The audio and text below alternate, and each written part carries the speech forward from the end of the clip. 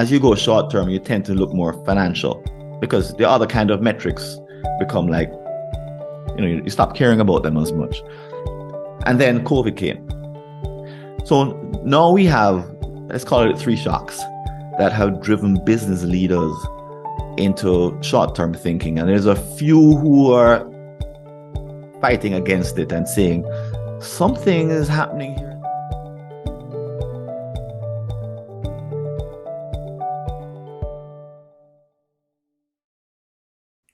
Hello everyone, welcome to the Actionable ESG Talks series brought to you by AKFI, Actionable Knowledge Foundational Institute, the world's first nonprofit industry consortium committed to bridging the gap between ESG, sustainability, and digital transformation. My name is Isabella. I am the co-host of this talk series here with Manuel, another co-host, and our special guest today, Francis. Hello, Francis. Love your setup. Everything is professional. Manuel. Hello. You try. Hello. Thank you. Thanks to this talk series, we get to bring together great minds to discuss the current state and the future state of ESG, sustainability, and digital transformation. And a little bit about Francis to our audience. We know him well, but just to our audience, Francis is a management consultant and author. He is the founder of Framework Consulting, which has engaged in long-term strategic planning for companies for over 2 decades. Thank you again, Francis, for taking the time and sharing with us your work and your thoughts on today's topic. And to start our conversation, please let us know, what are your thoughts on the current state of sustainability, ESG, and digital transformation trends in general? Well, I come at this from a very strange angle. So I couldn't spell ESG 6 months ago. I knew what it was, just kind of paying a little bit of attention. Climate change, that's a good thing. It just seemed to be worthwhile, but not something I was doing anything about actively. So this is being honest.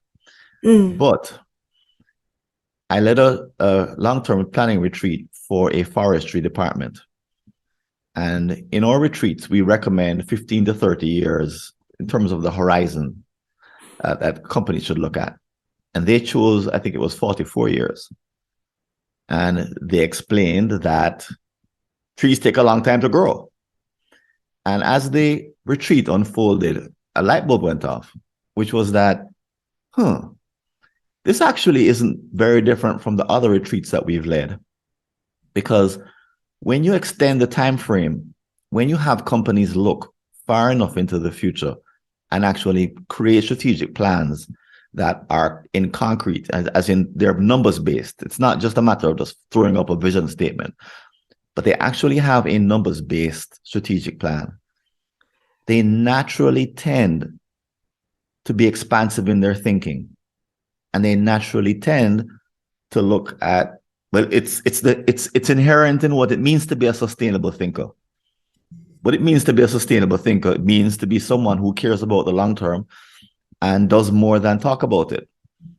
And as I look back to our retreats, so we haven't advocated any particular point of view, but they would naturally bring in ESG and digital transformation, of course, because these are such critical elements to the long term of any company that as long as you start asking them to look far enough out, they naturally bring these concerns to play because these are long-term concerns. So that got me thinking. I said, our companies have always been doing this, but we haven't been asking them to. And I said, well, okay, who else out there is doing long-term strategic planning? And I had a shock because I assumed for the last 20 years that companies were still doing it, only to find out that this has become a dying art. Whereas back in the 70s, 60s, and especially right after the Second World War, long-term planning was a normal way of running one's business. This was a requirement. And if you talk to CEOs today, they would all nod in agreement. But when you ask them to show you their long-term strategic plan, at best, they may show you a vision statement. So here's the jam that they're in. They don't have long-term strategic plans, and they're under pressure to become compliant to the demands from the larger world, society, that they be ESG compliant and that they have digital transformation plans that are real. So what many of them do is they put what I call lipstick on a pig. They have their 5-year strategic plan, and then they grab up some ESG stuff and they kind of throw it on top of it. And they tell the world, yeah, we're compliant. And today my message is that's BS. Lipstick on a pig. It's a pretense that if a company doesn't have a strategic plan that's long-term, then all of that talk and action, so-called action around ESG, hiring a sustainability officer and putting out these reports and being compliant, and is all a charade. Because what's really running the company is short-termism. And that's what brings me here today. Bringing the thoughts of alma mater, of your alma mater. I am an instructor at Cornell, and one of the topics I instruct on is sustainability. And the class starts with Milton Friedman's edict, 50-some years old now, which says the primacy or the primary focus of a company, and the unique focus of a company is shareholders. And most of the students, which are middle manager executives, see that as a 3-month time frame. And when you think 3 months, and you are to be sustainable in 3 months, it's more like survival than sustainable. Because, imagine you swim and all you try to do is to reach a branch so you can rest a little bit for the next swimming.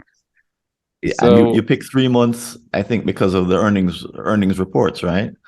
Absolutely, but this cycle of earning reports, which actually made the life of a CEO shorter and shorter, or an executive shorter and shorter in a company, because they have to show constant results, constant progress every 3 months. And when you talk about sustainability, and I'll bring another word here, resilience, which is the long-term planning, the 30 years plan, it's about resilience. It's no longer only sustainability. It's the ability to navigate uncharted waters. It's the ability to see around the corner, if you want, and try to be prepared for this kind of events, black swans events, they call sometimes. Right. And so, when you only care about the next earnings report, the next earnings call, I've spoken to CEOs who tell me that they wish for the days when they could go private, because they wouldn't be subject to these calls every 3 months. In case your listeners don't know, an earnings call is when every 3 months a company announces its recent results, and they explain why their results weren't the way they were, and then they give guidance as to what's going to happen in the next 3 months. And, if you're a CEO, you kind of hope that nothing bad happens on these calls, because then your stock price would fall and your reputation would take a hit. And, if you have enough of these bad calls, then you're out of the job. This is why CEO tenures are so short. So they've been driving CEOs and executives crazy.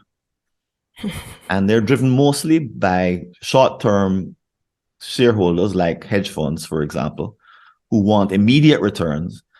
And they have pushed over time, pushed CEOs, and there's these awful statistics or awful surveys that were done that showed that executives would rather meet the earnings call than invest in their own R&D.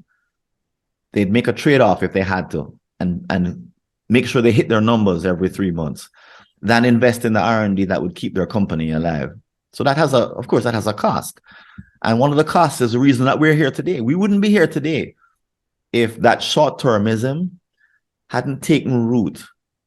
And if companies were still doing their long-term planning, they would be a part of the conversation of what's good for the planet, what's good for our people, what's good for... They would be a part of that. Matter of fact, they'd be leading that conversation. And there's a little bit of evidence that they used to. You know, a fellow who started Cornell said, I would found an institution where anybody could find instruction in any study. Did that in, Manuel, remind me, 1860s, 60s, 70s, something. You're about right. Yeah, 1860s, 70s in that period, yes. But it was a long-term investment. Benjamin Franklin said invested $1,000. I wish I remember the year, but before he died, obviously. And he said, I want to create an institution that teaches tradespersons how to do their craft. But guess what? Nobody can touch the money for 100 years.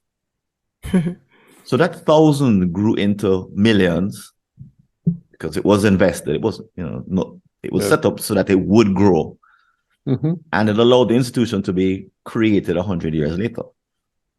Now, that kind of thinking looks crazy to us in our short-term world. Those kinds of investments are seen like, they're aberrant, they're exotic, they're eccentric. They're what Benjamin Franklin and the founding fathers would do. But we don't have that luxury. No, we're not going to do that. No, we're going to care about the next 3 months. And then we wonder why climate change and ESG has become a matter of regulation and passing laws and trying to put pressure on companies as opposed to encouraging them to think long term. So this is after the fact. They've stopped thinking long term, and we're now trying to punish them into the right behavior. And we actually submit the ESG ratings to the same short terms. Although, as you pointed out, the tree needs 50 years to grow and produce. Even fruits and so on, they need 5 to 10 years to be productive in the trees. And the impact of the environment, it's clear. For instance, I was reading about the olive trees in Italy and so on being destroyed by environment. Lack of rain, acid rain we see in northern states in Canada. So it doesn't need to be a scientist to understand this kind of changes. And right. The other thing, for example, sorry to jump in, but such a good example. Coffee, for example, is running out, they say. Why? Because the planet is getting warmer. And we in Jamaica, we have a premium coffee called Blue Mountain Coffee. It sells for $50, $60, $70 you know it? $70. Yeah, I had a couple of cups in my lifetime because of the price.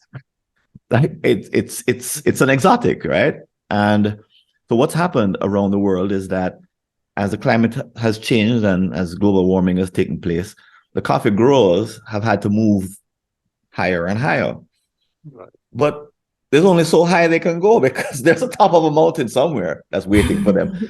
They can't grow coffee in snow. So there's limits to how far up they can go.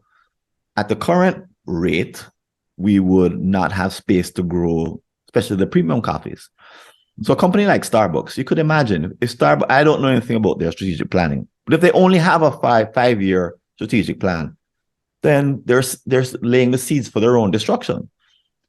I understand that they're not short-sighted about this, that they are doing some things, but you could imagine what time frame they need to pick a time frame to say, okay, this is an existential threat, and they happen to be one of the companies that is directly they're sort of consuming their own kind. In other words, they're killing themselves.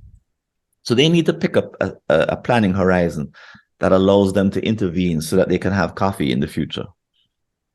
So it's a great example of if you pick the right horizon, a long enough horizon, in their case, it's the threat to their own company. Most companies, I don't think that's the case. It's not a threat to their own company that's so existential and so obvious and so plain to see. But we're all affected by choices that companies make to be short term. And we're all affected because the climate is changing. So there's no escaping the consequences of short termism here. Yeah, I want to add to this because this short-term thinking, this fast result-driven mentality, it's not just in effect or killing in terms of sustainability and environment. It's actually affecting and killing everything, including innovation. I wanted to point it out before I forget. Because in case we shift to a different topic, I've heard exact similar stories in innovation world, entrepreneurial world, how their ideas, their experiments get, jeopardized because of they don't show short-term results. As you mentioned, the 3-month result, they come back in a quarter period. What's the result you're showing us? If it doesn't go anywhere, we're not going to continue. So it's not just for this topic. It's almost a whole worldwide social challenges we're facing because of this mentality. Right. Some say it started with 9/11, and I was in the US, living in the US when 9/11 happened. And I remember, it was shocking. The US had never been attacked directly before, apart from Pearl Harbor, but that was in Hawaii. But there'd never been an attack on the mainland soil. And I remember the shock. And I remember that some of the first responses were very patriotic in the positive way. There were folks standing on corners, waving American flags, saying, honk if you support America. We're under attack, but we can pull together and get through this. That didn't last too long, from my opinion. A kind of a fear kicked in. That fear got woven into, well, first in the airports. It was how do you even board a plane? The first thing we became afraid of was anybody wearing shoes and going through and had a bomb in their shoe. We became hyper aware of the threat of being hurt by a terrorist in an airplane. And that led to Homeland Security, and a bunch of laws got changed back then to give Homeland Security extraordinary powers that didn't exist before. Now that we're starting to wonder, did we do the right thing? But anyway, then the recession came, and businesses in 2008 became scared. Leaders became fearful. And with the fear came a kind of, some laws were changed as well, but with the fear came a shortening, more short-termism, and as you go short-term, you tend to look more financial because the other kind of metrics become like, you stop caring about them as much. And then COVID came. So now we have, let's call it 3 shocks that have driven business leaders into short-term thinking. And there's a few who are fighting against it and saying, something is happening here that's not good. Larry Fink from BlackRock, for example, he's very, very active, saying that companies need to think long-term, think sustainable, think about their contribution to society. But even the idea of them thinking about their contribution to society, I want that, but I wouldn't even ask for that first. I would just ask for them to come out of the short-term thinking and do their long-term planning the way they used to back in the 60s, 70s. So not return to the way it was done because it had its problems, but return to that mindset that I at least need to prepare my company for the next generation of leaders. And what I am hoping is that as they do that, then the concerns for ESG and digital transformation will naturally get swept out the way I've seen it happen for the last 20 years. You pointed to the mindset. And as you're going through this discussion, actually, I would say that the mindset changed from being proactive, even proactive short term, let's say 4 quarters, 1 year, Right. to reactive. Right. And I can give you an example from, we both work in the same industry, I know. I can give you two examples. One, long time ago, Nortel decided to lay off. Yeah. I was in BNR, in Bell Northern Research at the time, and people would disappear. Like in other countries where people disappear and you are afraid to ask where she is or he is. Right. And that brings me to the thoughts of recent layoffs in high tech. I counted probably over 100,000 people now being laid off. Right. And we reassured again reactively that these layoffs are because they were overstaffed, but one should ask, these people did nothing. They were just there at the desk waiting to be laid off. They didn't contribute to the company, because that actually brings the governance. Why you have people that they don't produce, and also brings to the socio-economic. You're laying off people which are highly paid. You shouldn't count them as headcount. You should count them as economic impact on the community they are, the economic impact on their family, Right. and so on. And I think we have these measurements which are reactive.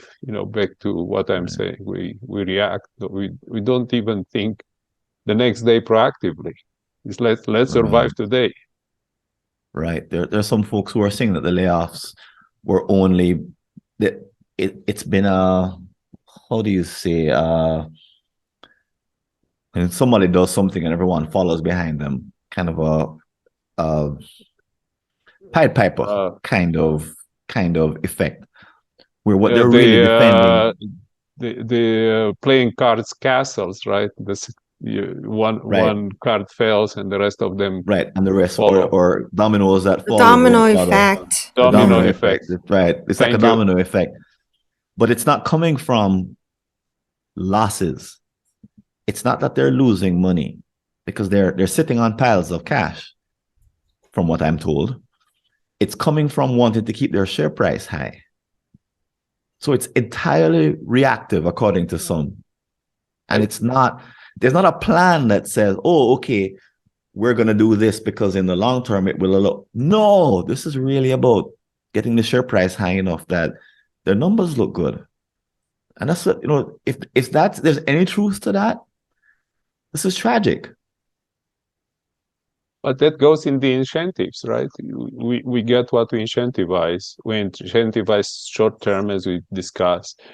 ESG planning, long-term planning, sustainability, resilience are all elements of long-term planning. And as you pointed out very well at the beginning of the conversation, the time frame is not the same for different companies. To build a fab, it's 3 to 5 years. To grow a tree, it's 50 years. True. So there are some companies that naturally should be thinking long term, but they all have a next generation of leadership. And when I'm in retreats, I tell executive teams, think about a decision that should have been made 30 years ago that wasn't made, and today you're suffering because it wasn't made. And they have all these examples because they're complaining, why didn't somebody do something about this before? And then I say, okay, think 30 years from now, there's going to be a retreat in this organization, right? And they're going to look back at this retreat that we're in right now. And what are they going to say about you? Are they going to say that you kicked the can down the road, that you avoided making the hard decisions? Are they going to say that all you cared about was getting your money and getting paid and getting your stock price up and are they going to blame you because you're short-term oriented as well? Or are they going to thank their lucky stars that you had the foresight? Like the people who are going to the institutions that Ben Franklin started, they're thanking Ben Franklin because of his foresight and his ability to look to the future and his willingness to sacrifice. So are they going to look back to you guys? And are they going to curse you, or are they going to thank you for your willingness to lay the seeds of their success? And I say, you have a choice. Now, when I put it like that, it's kind of hard to say, well, no, we only care about 5 years. It's hard to say that, it's hard to argue for short-termism when I say it like that. But I usually don't have to say the entire talk that I just gave you. I kind of hint at it. And then someone in the room, often there's one person at least, one or two, who kind of pick up on it and say, so hold on, what you're saying is that, then if we don't, then they kind of put it together and they start to make the argument. And that's often what happens, thankfully.